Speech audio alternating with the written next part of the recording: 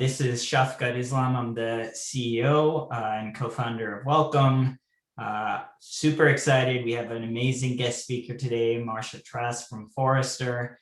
And I know that everyone who's attending is excited because we had, I think 700 or 800 registrations for this webinar. So clearly our celebrity guest speaker has brought in quite a draw. Our topic today is obviously one that's resonated with marketers all over the world who've dialed in. Campaign planning is a concept that we talk a lot about. In some ways, it's part art, part science, and Marcia's here to help demystify some of it. So let's get started. Just very quickly, Welcome, if you are not familiar, is a platform that's designed to help you run all of your marketing and help you do it and run your marketing better. What we've found as we've built this platform is that there's a lot of parts of the marketing lifecycle, the campaign lifecycle that our customers use in our software. And essentially what they want to do is they're trying to, jump through a lot of process hurdles as they move from manual process onto our software. And, the biggest hurdle that we've seen from our customer base is actually one that's not very surprising and very relevant to this webinar. So in our software, there's a number of different modules that our customers use, all from planning to creation to storing of those assets to distribution and measurement. But really, where we see most of our customers both struggle on pre-software and then see most of the benefits once they've onboarded onto our software is this planning phase. When it comes to campaign planning, we all realize that, unless you have great plans, strategically thoughtful plans, all the best marketing in the world may fall on deaf ears, or more importantly, if you have a disjointed campaign planning internally, that directly results in a poor customer experience externally. So really everything starts with the plan, and it's the most important stage of your marketing process, and it's often the stage that's the most broken. What we found is that prior to using software, like Welcome, marketers are using 5+ tools to help plan their campaigns. We also see that marketers lack any sort of unified calendar to visualize those campaigns. So there's both the planning part of it and then visualizing and sharing a unified calendar of those campaigns. Both of those are struggles. And what the result of all of that is that it takes way too long to launch a campaign. And not only does it take long, it's also resulting in ineffective campaigns that maybe don't align to the goals of the company or don't result in the ROI that the marketing team is after. And campaign planning generally is a slow process, as we mentioned. Often it's a static process, right? And we think campaigns should be dynamic. And so what does dynamic mean? Well, it's the fact that marketing, the general state of marketing and the state of the world as we know it, it's constantly changing. It's ever changing. It's constantly in motion. And so if we just plan static campaigns at the beginning of the year and assume everything is going to go swimmingly, we're in trouble. You need to be able to see in front of you, and you need to be able to see what the road ahead looks like, what your goals are, where your marketing org wants to head. But you also need to, as you keep moving, be aware of what may show up on the road ahead. Full disclosure, I didn't build this amazing animation. It was our Lisa and our marketing team. But if you think about your marketing team as on a journey on this road trip, ultimately you're going to face a lot of obstacles. There may be 5 other cars that look exactly like you. Is your market oversaturated? How are you going to be different? How are your campaigns going to strike a chord and be truly differentiated in the marketplace? There's always, unpleasant obstacles on the way, road closures. There may be things that happen during the year, whether it's, COVID-19 or some sort of, critical event in your business, or some sort of milestone for your company that you hit. It could be positive, it could be negative, but there are always changes, right? And then potentially running out of budget, not moving fast enough, moving too fast. There's a lot happening, and it's really hard to see like the big picture plans, but also the day-to-day tactics at the same time. In order to drive this car successfully, we believe you need to do both. Like, have a really good strategic planning process for your campaigns, but also have good process and good visibility for your day-to-day tactics. And that hierarchy is really critical. We actually built software for this purpose. We talk about purpose-built software for marketing, and really this module that we just launched, which we're excited to share at the end of this chat for a few minutes. We're going to get to Marcia as quickly as possible. It's really a module that's dedicated to both visualizing and adapting those plans. As I mentioned, we'll show you a little bit more about this at the end of the chat, because what we believe is there's a lot of different ways to visualize this plan. And then as Marcia kind of walks you through how to set up these campaign structures, how to set up the hierarchy, the taxonomy, shows you some examples. We're going to make it real in our software and show you how you can use planning software, whether you use Welcome or a different tool, how you can use different visualizations like a list, like a calendar, a timeline, or Kanban to really bring your marketing plans to life. So as I mentioned, we're going to come back to it at the end of the chat. But really at this point, I want to hand it over to the star of the show, Marcia, who's going to really walk us through kind of the major keys for better campaign planning. So with that said, I'm going to stop sharing my slides and then hand it over to Marcia. Great. Thank you so much. Let's see here. Can everyone see my screen okay? Sure can. Excellent. Hopefully that was fairly seamless. Shafqat, thank you so much for the welcome at welcome. I'm delighted to be back. Always good to have you. Super excited to talk about one of my all-time favorite topics, planning and campaign planning. I am a self-professed planning nerd, so very excited about this.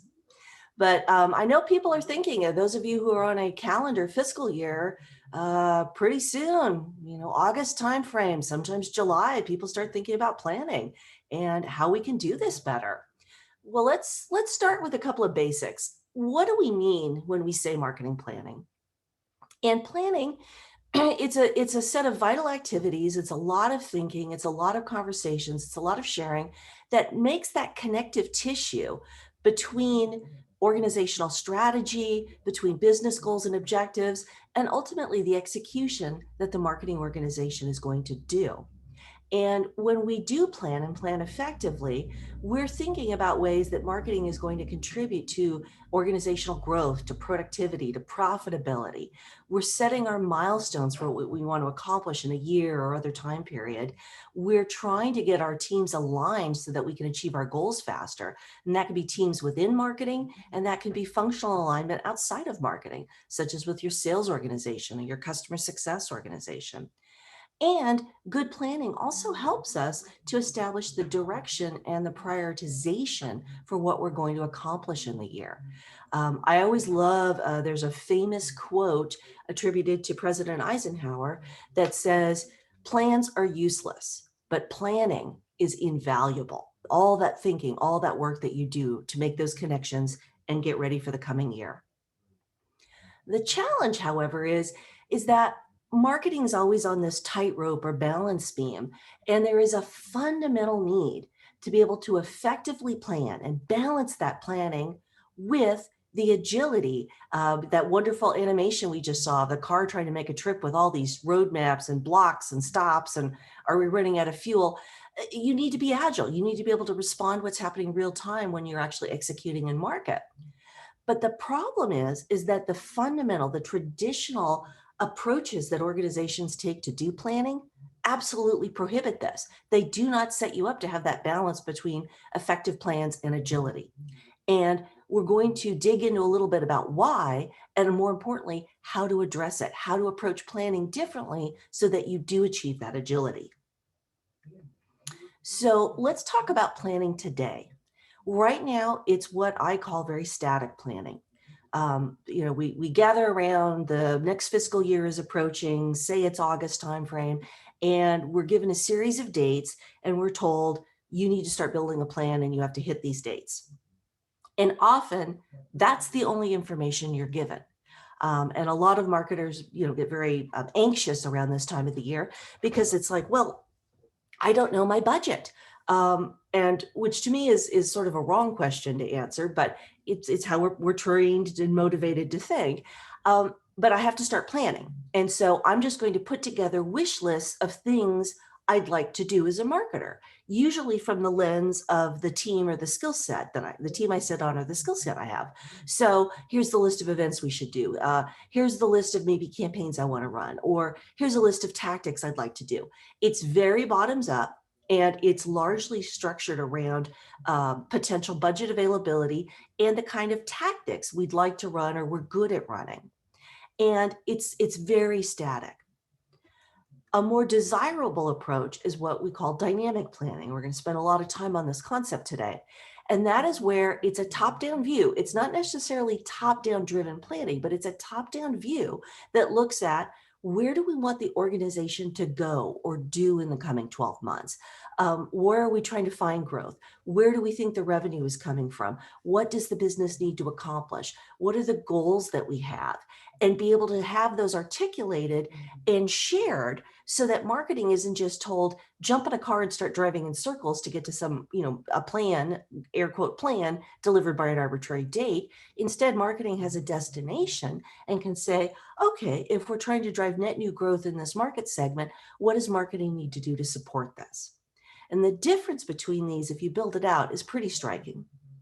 Static plans tend to have a very loose connection to company goals or even to marketing goals.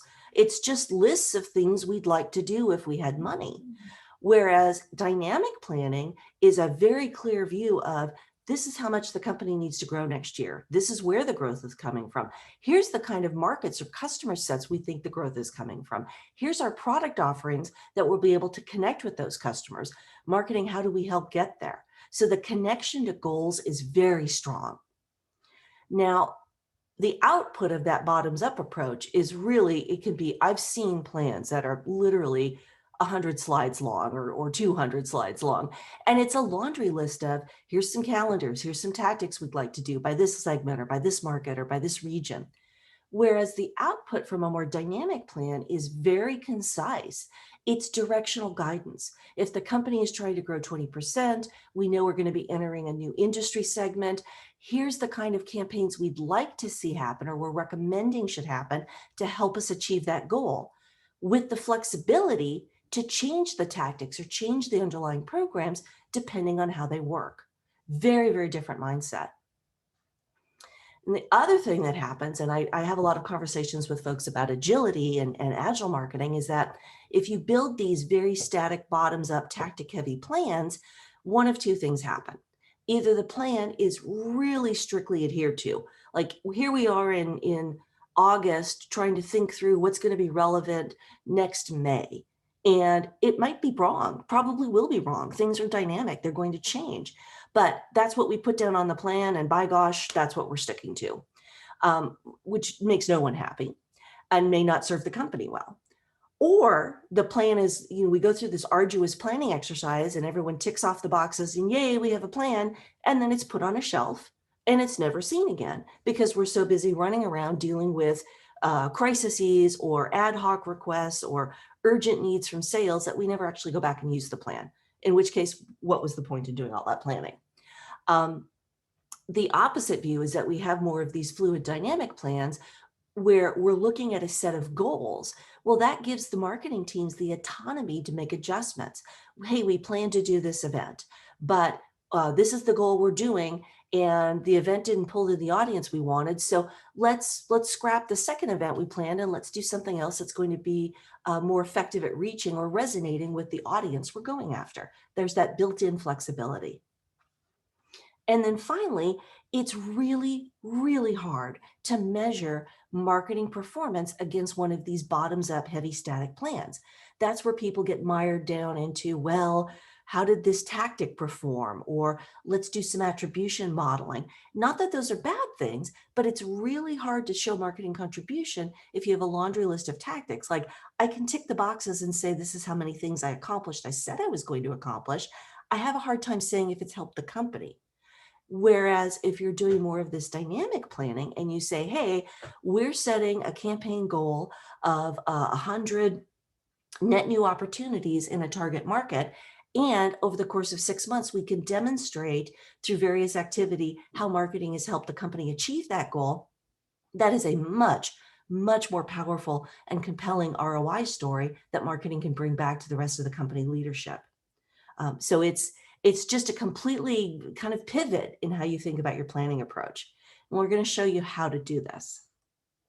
So before we do, though, I did want to leave you with a couple of facts here about static planning.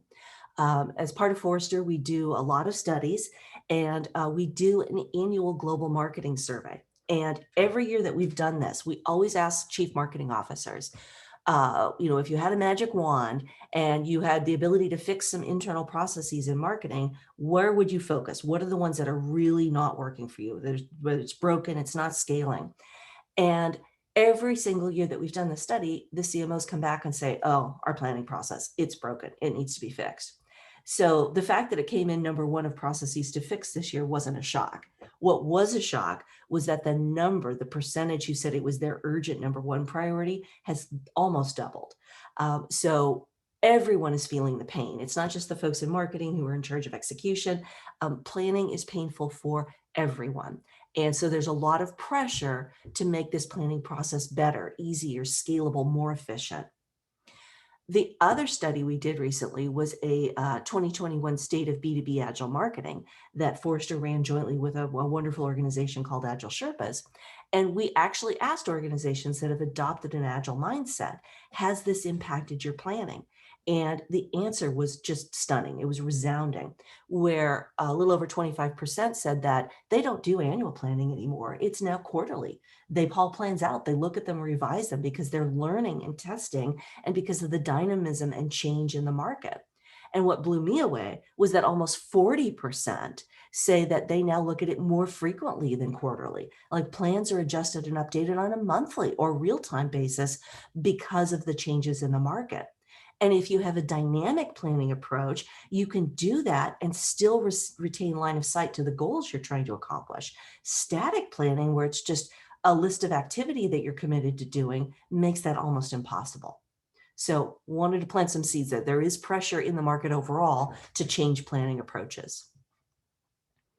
So what is going to help you move from sort of this static to more dynamic planning and drive a lot more vigor and real-time action into your campaign planning?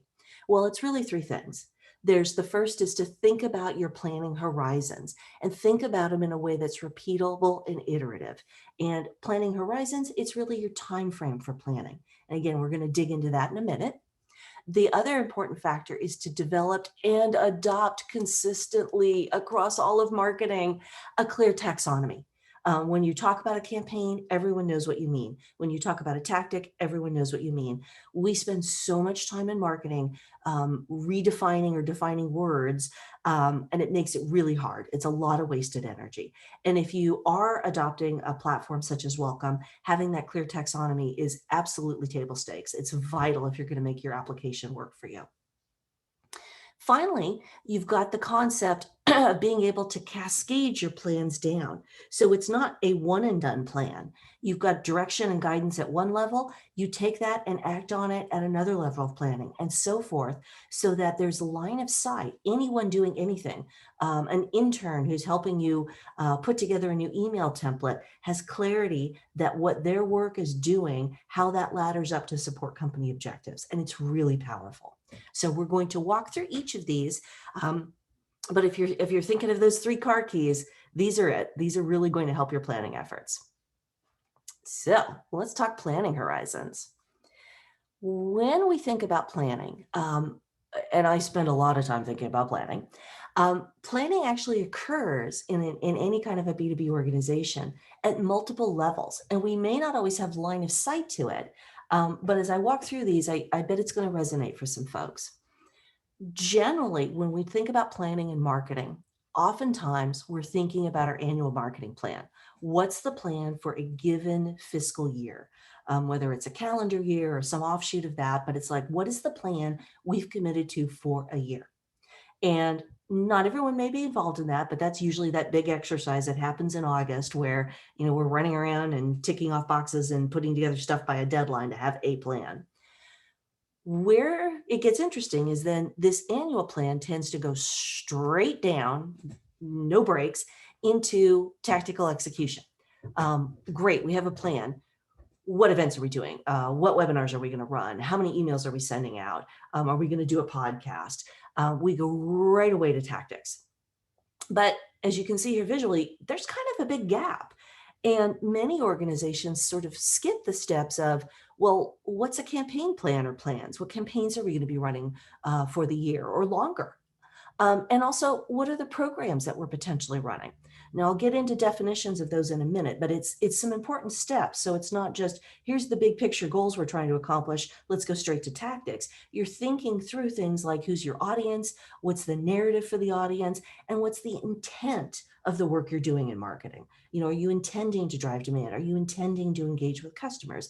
Then getting down to the tactics, it puts a lot more clarity into the plans that you're doing. And that's often skipped. The other layers of planning to be aware of, although they're probably not as immediate for all of us, are to think through things like when you build your annual marketing plan, you're usually getting output from your revenue planning exercise. So there is some connection to, again, what is the growth goals for the year? What markets are we going after? What are our targets? What are sales going after? What are the numbers that have to be hit? These definitely intrude in our marketing universe. And the closer we have a connection to them, the more effective we can be. The other things that impact our marketing planning are, layers most of us don't get involved in, but there's definitely the long-term corporate strategy that should be feeding into what you're doing in marketing, and also the product roadmap. What's happening? Do we have major launches coming? Are we rolling out new services? Are there things that we need to be communicating to support the product development efforts or that long-term roadmap? So as you can see, if you take in the whole picture, planning can be complex. There's a lot going on. And unfortunately, in most organizations, it doesn't work well. In fact, it breaks down. And where I see this breakdown over and over and over again is that there's probably a very well-written and effective corporate strategy, but nobody outside the C-suite seems to know it. It's not often very well communicated or shared down or across the company. There may be brilliant clarity on the markets we're going after, or what the company needs to accomplish, or what we've promised Wall Street. It doesn't trickle down. And that makes it hard to plan effectively. There's also some communication gaps around the product offering roadmap. Most people are pretty well aware if you've got a major release or a big launch or something coming out in the course of a year. But do we have line of sight into other information about the roadmap? Maybe there's a plan for the coming year, not this immediate fiscal year, but next fiscal year, that we're going to open up a brand new market segment. Well, shouldn't marketing be aware of that now? We have to start seeding that. We have to start building some reputation in that brand new market space. And we can't do that if we aren't informed until 6 months before a release. So there's definitely some information gaps there.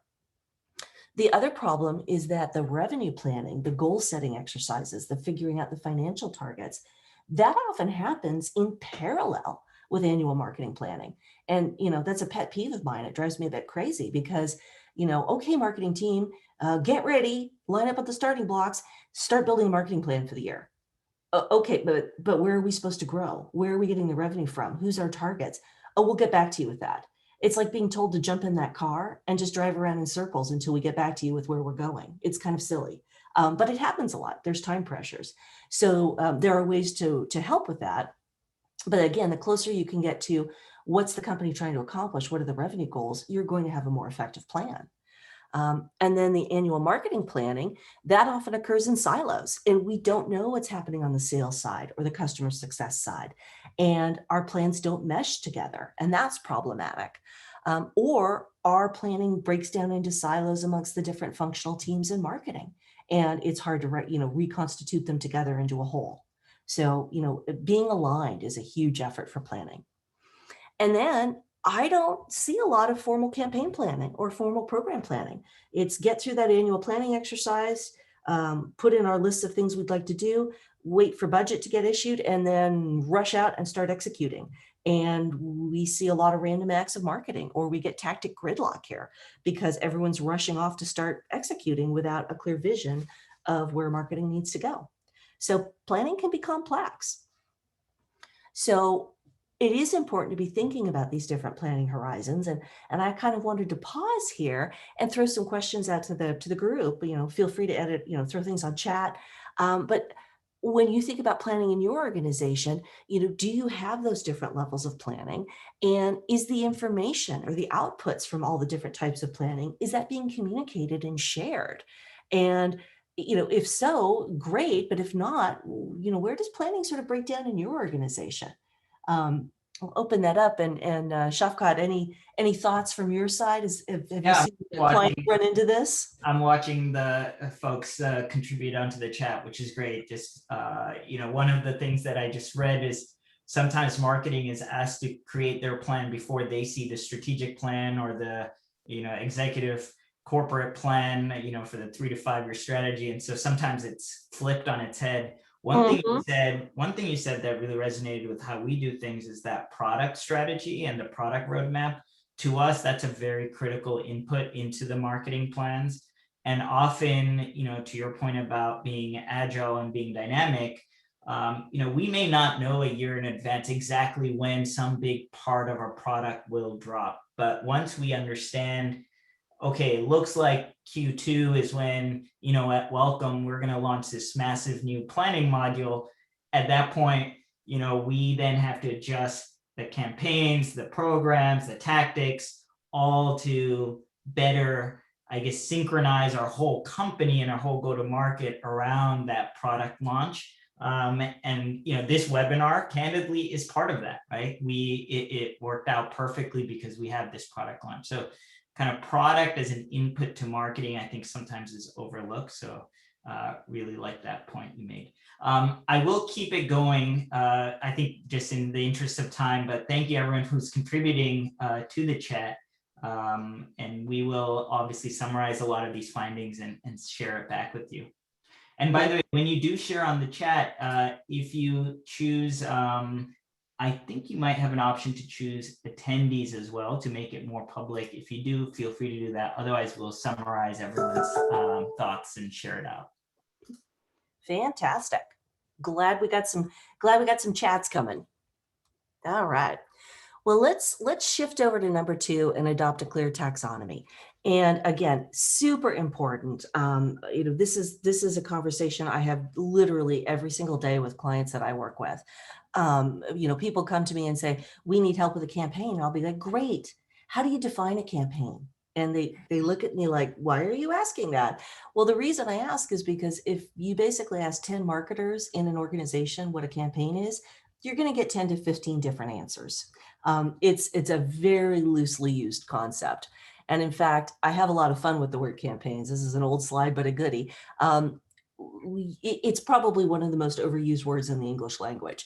If you ask people, tell me about your campaign, well, we're running a campaign for product X, or we're running a white paper campaign, or we run 1,297 campaigns a year, or I know my campaign did well because it produced a lot of leads, or the communications team is running a campaign.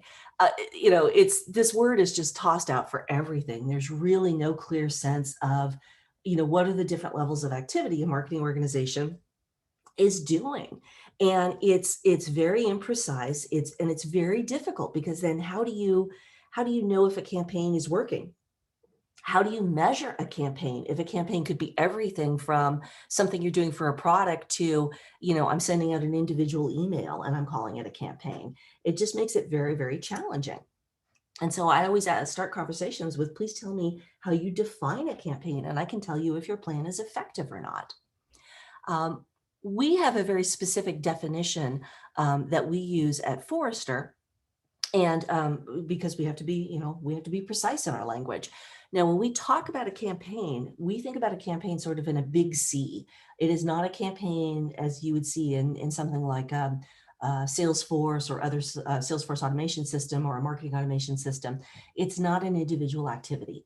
And to us, a campaign it's a much larger, bigger initiative, and it is tied to a theme, and that theme is based around to whom you're selling, who are your buyers, who are your existing customers, and what is the need that they have that you are addressing. So it is much bigger and broader than an individual tactic or an individual piece of content. Now, underneath campaigns, we have the concept of program families. So you have a big, broad theme. You are able to communicate and resonate with your buyer needs. But there's different things that you're going to do under that campaign. So there may be things where you have to build thought leadership or awareness, and we call those reputation programs. We have this wonderful new offering, but we're not known in this market space. How do we build awareness?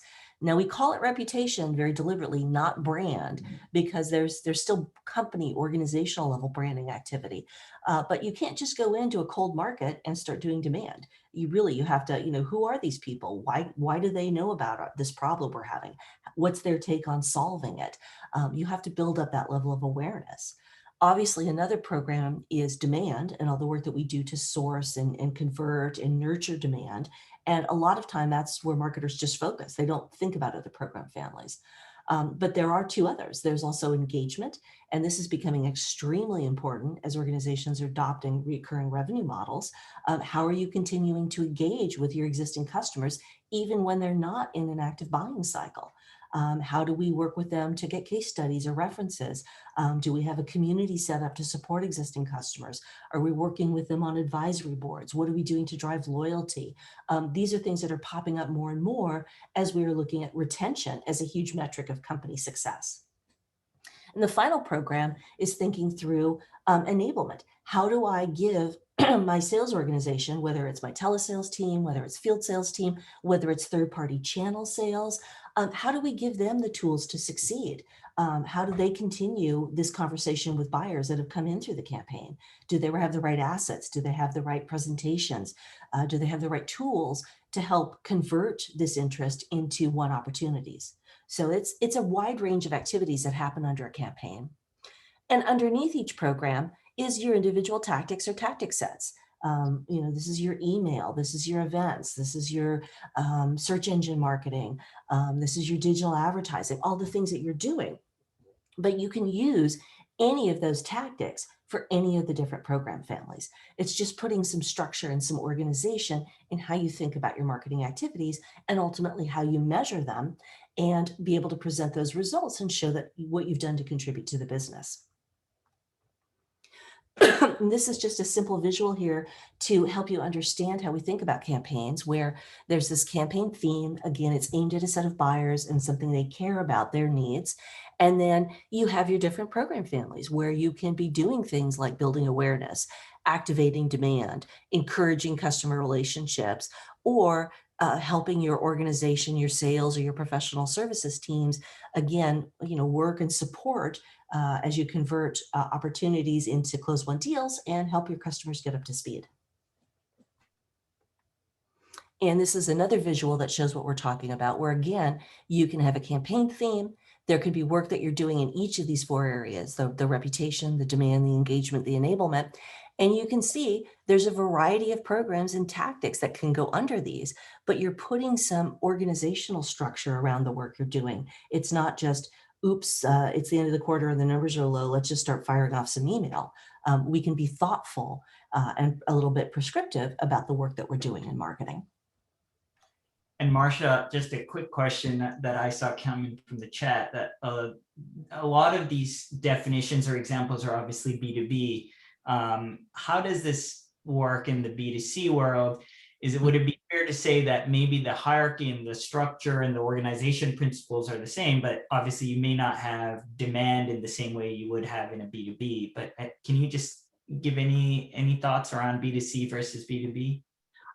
Certainly, again, I'll be totally transparent. B2C is not my typical wheelhouse, but I've done a little work in it. And yes, the underlying principles are the same. Another great mental shorthand to think about campaigns is, not to get weird and political on anybody, but think about the work that goes into something like a presidential campaign. They don't just send an email out and say, oh, the campaign's done. I mean, there's a goal. Somebody's trying to get elected to some office. There's reputation work. Who is this person? They need to be in front of the media. What are their views? What do they stand for? How do we orchestrate a media tour, send out press releases, or get on guest spots on television shows? Demand. I mean, they're trying to drive fundraising goals. What are we hitting our donor targets? What can we do if we're falling short? There's engagement. You have to engage with constituents. From somebody who may never have voted for you before to long-term people who supported you.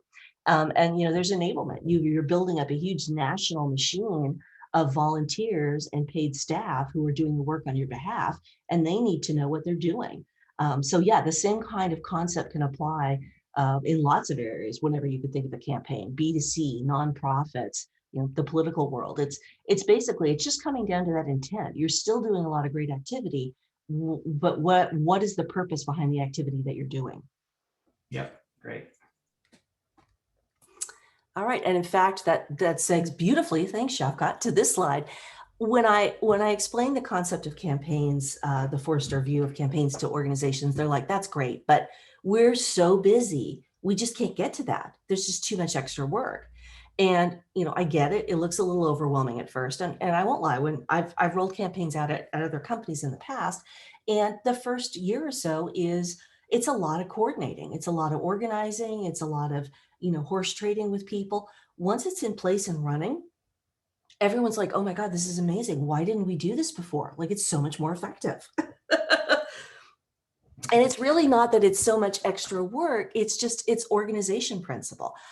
So right now, any marketing organization is executing and developing and executing a lot of tactics. You've got some that are digital, you have some that are non-digital. The challenge is that these tactics are pretty much planned and executed separately. Your event team is off doing events, your advertising team is running advertising, they're not necessarily speaking to each other, content's overwhelmed with demands from everybody, you've got emails going out, things are happening in silo. And again, it's hard to coordinate, it's hard to measure, and you do get that, sometimes that gridlock, that traffic gridlock of so much going on. When you start to move into more of a programmatic approach, you're still doing tactics, but you're grouping them together to say, hey, we're doing this set of activities because we need to drive awareness for our company in Europe because we're trying to go to market in Germany, or we're organizing these tactics because we're now targeting healthcare professionals and we need to do some demand effort amongst them. It's taking the same tactics you're doing, you're just organizing them around a specific program with a goal. We're trying to achieve this with this audience. And all you're doing with campaigns is that final organizational layer is you're wrapping them up with a big campaign bow to say, here's these programs we're doing against this one set of customers. Say it's your VPs of business applications you're targeting. And we know this is what we're doing to drive awareness. This is what we're doing to drive demand. This is how we're engaging with existing customers. This is how we're training our sales team all around this area of doing business with VPs of business applications and their needs for improved scalability and better profitability, whatever those needs are. It's really that simple. It's just an organizing principle. The nice thing about this is that it gives you some immediate applications as well as you're doing your campaign planning. One of them is how you set up the taxonomy in the systems that you're using. And I know this is something that Welcome supports and in fact works very closely with when they roll their application out to clients. But there's this idea that you have a defined taxonomy and you can reflect it in your systems. Now, what I'm showing you here is a screen grab. A client of ours shared this with us and gave us permission to use it. And it's a financial services organization. And they clearly marked, like, we're running something here called Empowering the Financial World Campaign. And it's marked with a C. This is the campaign level. Underneath it in the hierarchy, we're doing some specific programs. And underneath that, they're doing a series of events that are tactics to help drive this demand creation program for this campaign. It's just very clean. And you can look and see within a glance within your systems what you're working on and how it links to a bigger picture objective. This also has huge implications as you go to the, wrestle with the question of how did my campaign do? Now, again, if we've got this defined hierarchy, you can say, hey, we're going to roll out a campaign and it's going to carry a target. Maybe we have to achieve a certain amount of pipeline, or we're trying to drive customer retention, or we're going after a percentage of market share. And underneath it, we're going to organize our activities and say, this is what we're doing for reputation to build that awareness. Here's what we're doing for demand. This is what we're doing for customer engagement or sales enablement. And then underneath that, we can say, okay, maybe we've got a pipeline goal. We have to hit a certain number of inquiries, or we're looking at inquiries in a certain audience base, or we're looking at driving increased velocity. Then you get down to the tactics you're doing, and you can absolutely still measure things like, how did an individual event do? How many attendees did we get? Did we get post-event interest? But instead of just saying, marketing, how'd you do for the year? Well, we ran these webinars and we got this many attendees. Okay. Instead, you could say, we ran a campaign to acquire 100 million in net new logo pipeline, and we achieved 102% of goal. This is the activities we did to accomplish it. Again, it's a much, much more powerful measurement story. All right, going to throw open the chat again here for questions or thoughts, but do you have a defined taxonomy in your organization, and is it consistently used? Do you use it in your systems? Do you use it in measurement? I'll just pause here for a minute for chat. I want to keep an eye on the time, but this is a pretty important, and Shafqat, I know this is something you spend a lot of times talking to clients with as you put Welcome out. Yeah, for us, when we designed the software, getting the hierarchy and the taxonomy right was really important. And what we realized is, to your point, marketing uses all sorts of words to describe campaigns, programs, program families, and tactics. And to some extent, we want to give folks the flexibility in our tool to name them whatever they want. But I think one of the key takeaways that I saw from one of your previous slides is, as long as within the marketing team, everything is explicit. I like that in that screenshot you showed, they even marked it with a C, a P, or a T, so people know is a campaign, program, or tactic. I think that's really important. And someone asked the question, is a campaign just a quote unquote branded initiative, like a brand campaign or an institutional initiative with a name? My answer in the chat was yes, but a campaign should always have a business goal and objective that is strategic for the company. It needs to be more than just, oh, we need to improve our brand. Why do we need to improve it? How? In what segment? How will we measure it? Is that fairly accurate? Absolutely. And I won't torture everyone with all my thoughts on campaigns because I've spent a lot of time on this, but you can absolutely have a high level branded campaign. Sometimes we call those an air cover campaign or a reputational campaign. And it's something that's really communicating the company value and, does provide some common look and feel or some common messaging for underlying campaigns. But, think about some of the famous campaigns in B2B history. I mean, probably the best known is Intel Inside. They ran that campaign for years. And the whole idea was that, we make phenomenal chips. We put the brains in things. And if you buy a piece of equipment and it has the Intel Inside on it, you know that you're getting high quality, effective chips. You've got the memory power in there. And that thing ran forever. And that wasn't directly just a company one. It was directly tied to, this is the great Yep. product we produce. And I've seen organizations do fantastic customer-oriented campaigns. We worked with a telecom provider that did a great campaign that was built around, what was it called? I'm having a senior moment. It was something around like conquer distance, because people buy, telephone equipment or audiovisual equipment because not everyone's geographically located. And so, their big buyer need was, no matter what you're buying, you're trying to conquer the physical distance between people. And Yep. it was something that they ran for like a year or so, and it was very effective for them. It's really more, getting again to that buyer and what your buyer cares about, and showing how you support that, how you can address that need. For us, we always try and tie all our brand campaigns, because we obviously run a lot of demand focused campaigns, but our brand campaigns still have some sort of business goal. What do we want the person on the receiving end of that campaign to think about or feel? Like for us, we may have an entire brand campaign, which is, why purpose-built software for marketing is better than horizontal project management software. And it's like, that's the goal. We want to communicate that, but then we put a lot of effort just around building that brand campaign, but it always has a specific goal. Marcia, we should probably keep moving. I think the last section, maybe if we can do it in like 5 or 6 minutes. Absolutely. I don't want to steal your thunder. There's some great stuff at the end of this, but we'll move right along. This is coming to the heart of dynamic planning, and that is the ability that you don't have this bulky brick static plan of all these tactics. You have dynamic direction, and you can put it to use. You can get in that car, you can drive it because it's dynamic, and you can cascade it throughout the organization. So the idea here, this is a sample plan, a recommended planning template that Forrester's developed called the Marketing Plan on a Page. And the idea here is that you can communicate your entire annual plan on a single page. You're aligned to what the company is trying to do. You have business objectives. Marketing is weighed in on what they're going to prioritize. Marketing has put qualitative goals up there to say, this is what we're going to shoot for. And then there's also recommended actions. So instead of, here's a laundry list of tactics we want to run in the year, we're going to say, hey, you know what? We need to increase customer retention in the enterprise. And this is what we're recommending we do. We need to drive net new pipeline in our mid-market segment, which is poised for growth. This is some recommendations.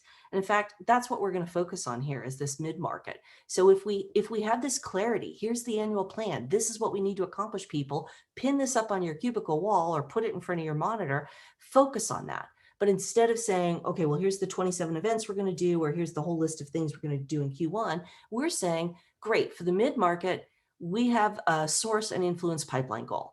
And what we recommend we do is that we have this existing campaign, the Protect, Detect, Connect campaign, and it's been working really well for our enterprise buyers. We're not going to build something new. We're going to extend this campaign into the mid-market, make it relevant for our mid-market buyers.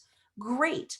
We can hand that down to our campaign or our demand teams or our portfolio marketers and say, this is what we recommend you do. They have the autonomy to figure out how. Well, then we can go to another level plan template that we've developed called the Campaign Plan on a Page. And here we have our Protect, Detect, Connect campaign. We've identified the audience. This is a hypothetical security company, and they're aiming at chief information security officers and IT security managers who are focused on risk mitigation. And we've got our marketing goal, and we've very clearly said, here's the campaign objective. We're going to get 44 million in source pipeline. And here, again, we can put down goals and a summary.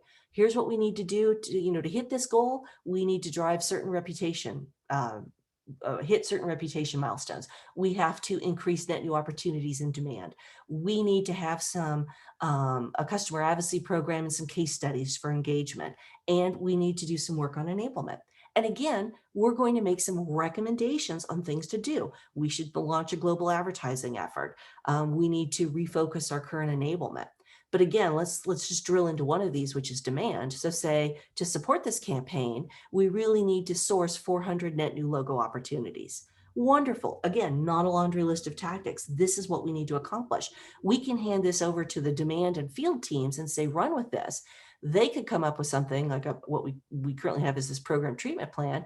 And again, it identifies this is something we're doing for this mid-market campaign. We have a very clear objective. We're going after 400 net new logo opportunities.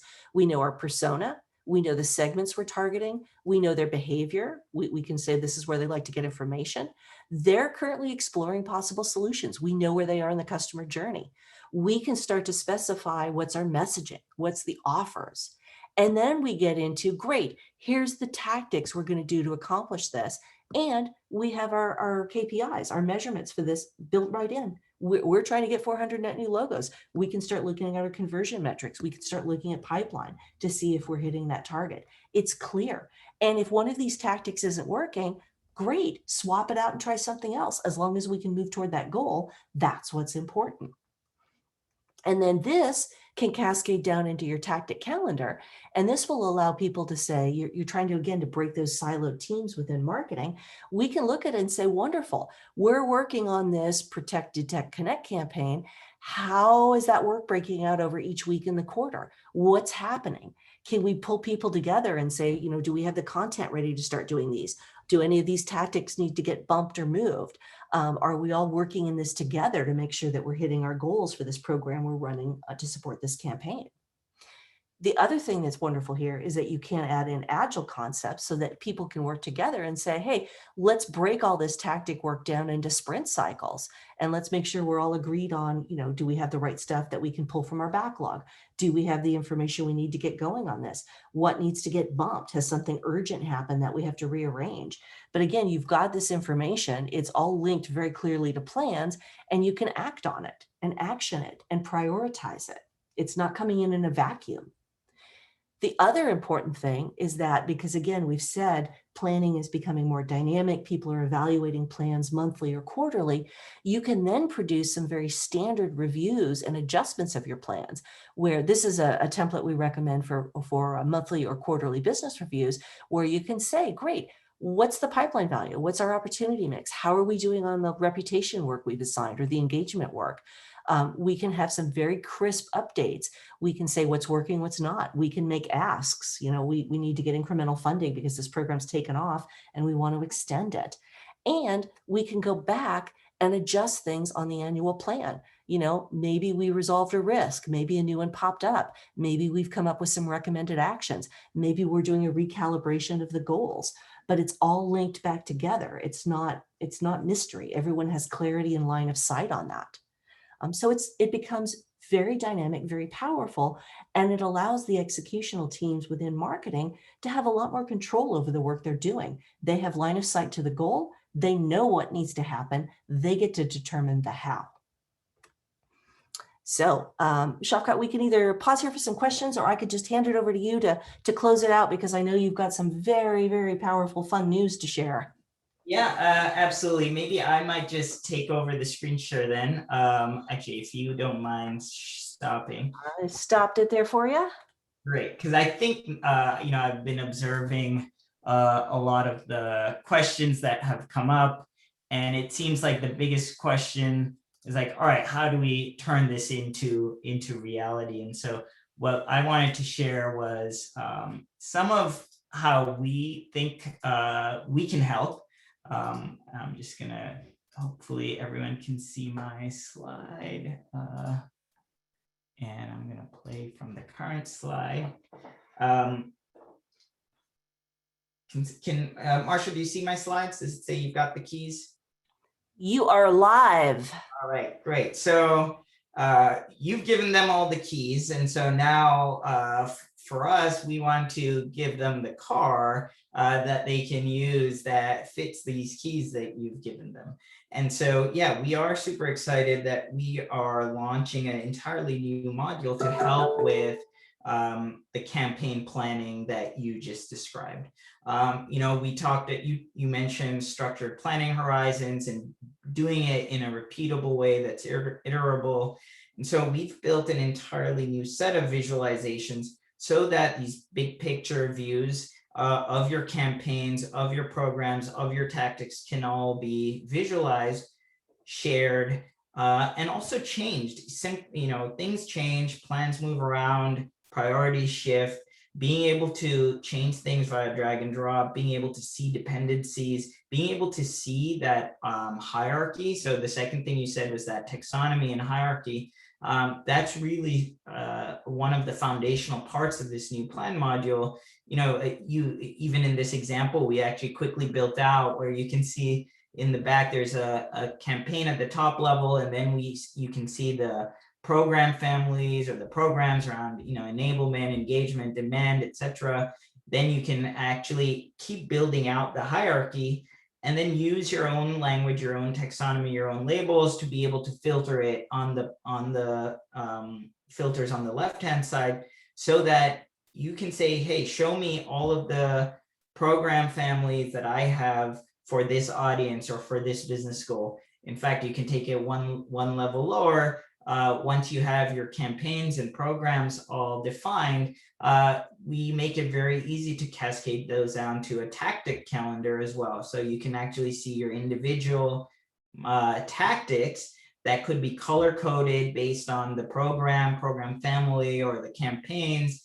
And at any given point, slice and dice these marketing plans based on that taxonomy. You know, what we used to find is a lot of our customers would just go straight into the tactic view. Oh, I have these tactics, I need to create these assets. And to your point, it wasn't actually laddering up to a strategy. And one way, by the way, that we kind of enforce some level of marketing discipline, you know, everything we do is very purpose-built for marketing. When you create a campaign or a program, you know, or a program family in our software, it can force, I use the words force in air quotes, but it can strongly encourage you to fill out, you know, marketing specific briefs. So you answer the questions around why, how, what metric are we trying to influence? What business strategy does this tie to? What product launch does this tie to?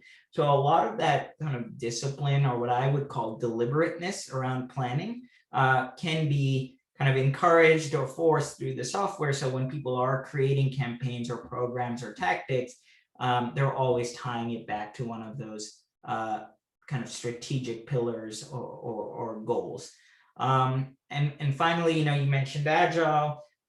We have launched a number of new views around Agile. Obviously, there's simple things like Kanban views and Kanban boards, but what we've also noticed is a lot of marketing folks are starting to tag the individual tactics to sprints. And it could be as simple as, you know, every 2 weeks you create a sprint in our system, and then every tactic for those next 2 weeks are assigned to that sprint. So in any of these views, you can just go in that filter and say, show me, you know, sprint for week, you know, 14 in the annual calendar, and you'll see all the tactics that are part of a sprint. So we're really starting to bring some of those agile concepts into your campaign planning as well. With that said, I think we need to wrap up. We have 1 minute left. So the real question, you know, hopefully that we're leaving everyone with is, you know, Marcia showed you all the different ways to strategically think about how you can get better at planning. So that's number one. And then the final, the next step is, once you have the plan, how do you visualize and cascade that plan to the rest of the organization? So kind of coming up with the plan, but also visualizing and sharing it are both really, really critical parts of the process, which is why we were super excited, you know, as part of our go-to-market for this new product launch. We had Marcia helping you figure out how to create a better plan, and then us showing you how to put it into a software that's purpose-built for marketing, and then sharing it with your team.